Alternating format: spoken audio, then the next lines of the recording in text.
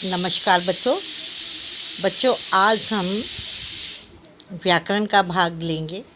हिंदी में व्याकरण करवाऊंगी मैं आपको, थोड़ी सी परिभाषाएं बताऊंगी जिससे कि आपको व्याकरण करने में आसानी हो जाएगी।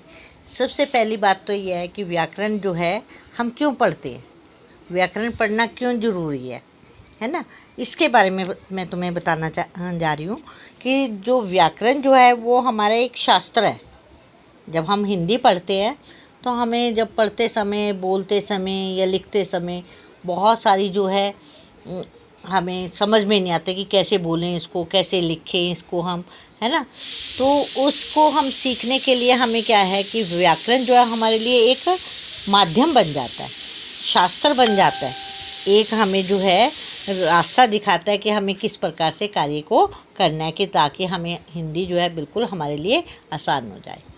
तो आज जो है हम सबसे पहले हम यही जो है टॉपिक ले रहे हैं कि हम व्याकरण किसे कहते हैं, कि व्याकरण है क्या चीज़। तो सबसे पहले बच्चों आपने एक नोटबुक निकाल ली होगी और लिखेंगे आप इसको, परिभाषाओं को अपनी नोटबुक में लिख लेंगे। नंबर 1 क्या है, व्याकरण किसे कहते हैं। व्याकरण किसे कहते हैं, क्या है ये व्याकरण, किस जो है इसकी क्यों आवश्यकता है हमारी हिंदी में, है ना। क्या व्याकरण के बिना हम कुछ नहीं कर सकते? नहीं, व्याकरण जो है एक माध्यम है। अब इसको उत्तर लिखेंगे हम। व्याकरण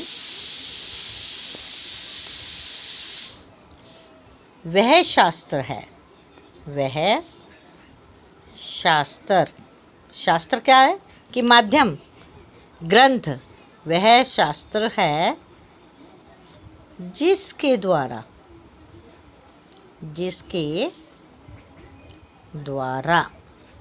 बच्चों, ये द्वारा ऐसे भी लिखा जा सकता है, ये खोल कर भी लिखा जा सकता है। जिसके द्वारा किसी भाषा को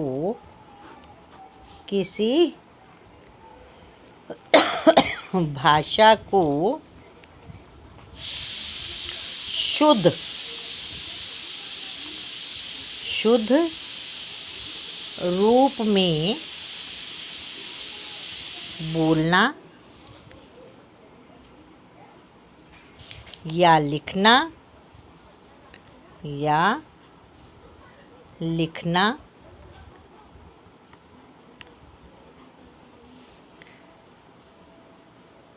सिखाया जाता है।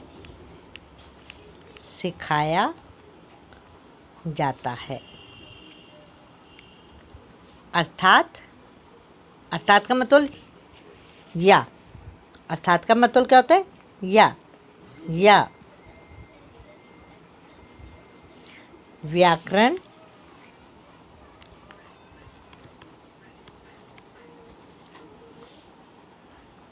एक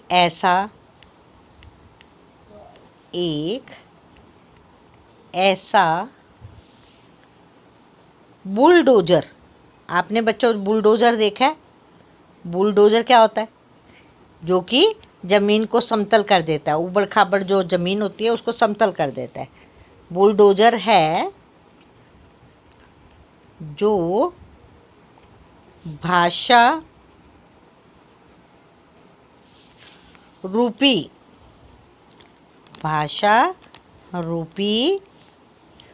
उबड़ खाबड़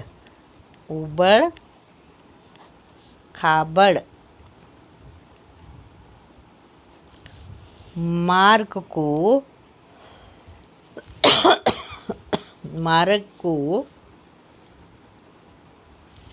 समतल बना देता है। अभी मैं समझाती हूँ आपको, ये परिभाषा जो मैंने लिखवाई है ना, ये परिभाषा बिल्कुल आसान है कि व्याकरण वह शास्त्र है, वह माध्यम है जिसके द्वारा हम शुद्ध बोलना, शुद्ध लिखना, शुद्ध सुनना, शुद्ध कहना ये सीखते हैं, या लिखना सीखते हैं, या इसको किसी भी बारे में हम जो है शुद्ध बोलना और लिखना आदि सीखते हैं, उसको हम क्या कहते हैं, व्याकरण कहते हैं। इसका एक उदाहरण दिया है, जैसे कि अर्थात व्याकरण एक ऐसा बुलडोजर है जो भाषा रूपी उबड़ खाबड़ मार्ग को समतल बना देता है। अब मैंने अभी बताया था ना कि बुलडोज़र क्या है।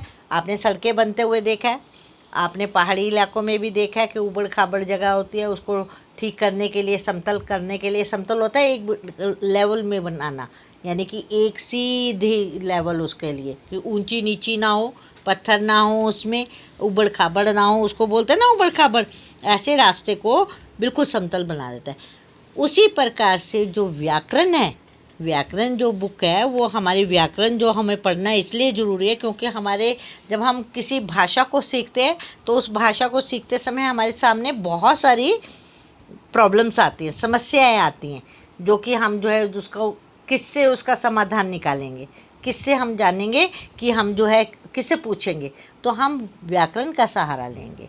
तो व्याकरण जो है हमें वो सही रास्ता दिखाएगा जिससे कि हमारी जो हिंदी भाषा है वो सरल हो जाएगी। कि क्या चीज़ है, हिंदी में बहुत पढ़ते समय हम सोचते हैं कि संज्ञा क्या है, सर्वनाम क्या है। अगर ऐसे ही बोल दिया जाए, अगर हमें ना पता हो तो हमें लगेगा कि कैसे, कहाँ से पता करें। तो उसके लिए हमें जो हमारी प्रॉब्लम्स पढ़ते समय मुश्किलें आती हैं, समस्या आती हैं, उन समस्याओं का समाधान हमारी व्याकरण जो है वो करती है। वो एक बुलडोज़र का काम करती है। जब बुलडोज़र जो है जिस तरह से उबड़ खाबड़ रास्ते को बड़ी आसानी से समतल कर देती है, उसी प्रकार से हिंदी भाषा में जो कठिनाइयाँ आती हैं उसको दूर करने का जो स्थान है वो कौन सा है, व्याकरण का। कि व्याकरण वही माध्यम है जिसके द्वारा हम जो है बिल्कुल आसानी से हिंदी भाषा को सीख सकते हैं। तो अब तो मेरे ख्याल से जहाँ तक मुझे लगता है कि आपको इस परिभाषा की आपको समझ आ गई है कि व्याकरण हम किसे कहते हैं, व्याकरण पढ़ना क्यों ज़रूरी है। व्याकरण को अगर नहीं पढ़ेंगे तो क्या होगा कि हमें हमारी जो समस्या है, हमारे मन के अंदर जो बातें हैं, हमें जिज्ञासा हमें जागी हुई है कि कैसे पूरी करेंगे, तो उसका माध्यम जो है, उसको समस्याओं को समाधान करने के लिए हमें जो है व्याकरण का सहारा लेना पड़ता है। इसलिए बच्चों हमें व्याकरण पढ़ना बहुत ज़रूरी है। अब दूसरा प्रश्न आता है कि व्याकरण के कितने भेद हैं, यानी कि व्याकरण जो है वो कितनी तरह की है, व्याकरण के कितने भाग हैं। प्रश्न, अब दूसरा प्रश्न आप लिखेंगे, व्याकरण के कितने भाग हैं। व्याकरण के कितने भाग हैं, क्योंकि बहुत ज़रूरी है। अब हम जानेंगे ना कि व्याकरण क्या चीज़ है, इसके कितने जो है भाग है। उत्तर है व्याकरण के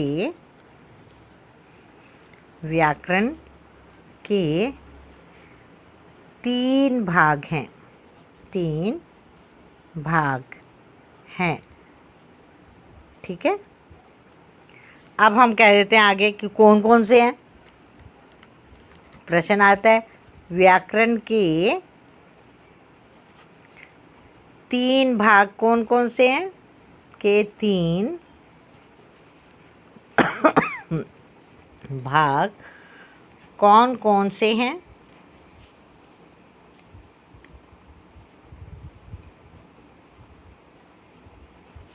तो इसमें है नंबर 1 वर्ण विचार।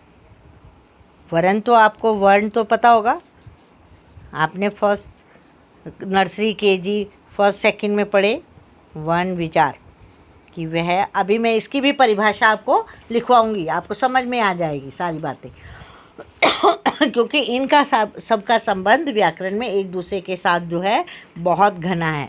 नेक्स्ट आता है वर्ण विचार के बाद दूसरा आता है, कौन सा आएगा, शब्द विचार। क्योंकि जब हमें इसके बारे में जो है पता होगा तभी हम आगे का व्याकरण का भाग जो है कर पाएंगे, समझ आ पाएगी। तीसरा आता है वाक्य विचार।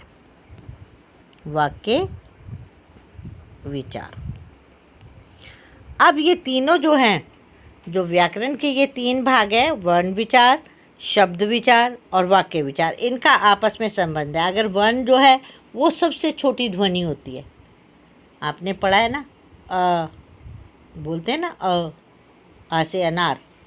अनार के जो शब्द वर्ण है उसको हम क्या बोलते हैं, वर्ण। वो वर्ण जो है सबसे छोटी ध्वनि है, उसके आगे टुकड़े नहीं होते, उसको खंड नहीं होते, उसको तोड़ा नहीं जा सकता वर्ण को, ठीक है ना। और इसी तरह से जो वर्ण के आपसी सहयोग से जो शब्द बनते हैं, सार्थक समूह से जो शब्द बनते हैं उनको हम क्या बोलते हैं, शब्द बोलते हैं। जो वर्णों के सार्थक समूह को शब्द कहते हैं। और उसके बाद जो ये जो है ना शब्द विचार, जो शब्द जो है वो वर्णों के सार्थक समूह से शब्द बनते हैं। और फिर आ जाता है वाक्य विचार। वाक्य विचार जो है उसमें क्या है कि शब्दों के सार्थक समूह को, ये भी जो है शब्दों को आपस में जोड़ेंगे हम तो तभी उससे वाक्य बनते हैं। जैसे कि मैं स्कूल जाता हूँ, अब मैं एक शब्द है, स्कूल एक शब्द है, जाता हूँ दूसरा शब्द है, और हूँ जाता हूँ ये अलग से है। तो जब हमने इन शब्दों को आपस में जोड़ा तो वो क्या बन गया, वाक्य। तो बच्चों आज आपने सिर्फ यहाँ तक ही आपने याद करना है और इसको समझना है। और कल जो है मैं इसके बारे में आपको वर्ण, शब्द और वाक्य की परिभाषा बताऊँगी कि ये क्या चीज़ है, ठीक है। तो आज के लिए इतना ही, कल फिर मिलते हैं, तब तक के लिए नमस्कार बच्चों।